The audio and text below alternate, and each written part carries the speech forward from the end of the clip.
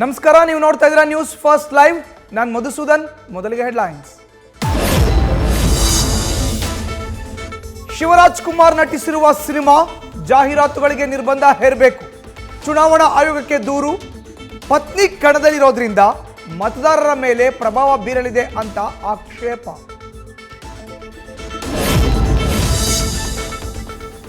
Voters ಲಿಸ್ಟ್ನಲ್ಲಿ ಸಾವಿರಾರು ಮಂದಿ ಮತದಾರರ ಹೆಸರೇ ಮಿಸ್ಸಿಂಗ್.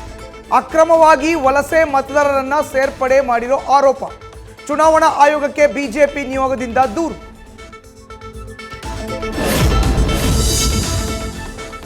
ಕುಟುಂಬಕ್ಕೆ ಟಿಕೆಟ್ ಕೊಡಿ ಅಂತ ಕೇಳಿಲ್ಲ.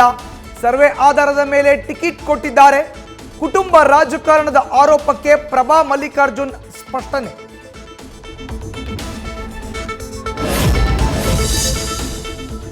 ಭಾರತದ ಸಂವಿಧಾನದ ಮೇಲೆ ದಾಳಿ ನಡೆಯುತ್ತಿದೆ.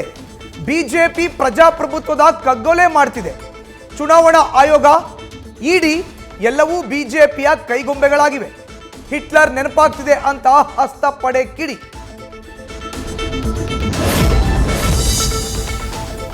ಅರವಿಂದ್ ಕೇಜ್ರಿವಾಲ್ ಲಿಕ್ಕರ್ ವಿರುದ್ಧ ಧ್ವನಿ ಎತ್ತಿದ್ರು. ಈಗ ಲಿಕ್ಕರ್ ನೀತಿಯನ್ನ ರೂಪಿಸಿದ್ದಾರೆ. ತಮ್ಮ ತಪ್ಪುಗಳಿಂದಾಗಿ ಕೇಜ್ರಿವಾಲ್ ಬಂಧನವಾಗಿದೆ ಅಂತ ಅಣ್ಣಾ ಹಜಾರೆ ಬೇಸರ. ನ್ಯೂಸ್ ಫಸ್ಟ್, ನಿರ್ಭೀತಿಯಿಂದ ನಿಮ್ಮ ಪರವಾಗಿ.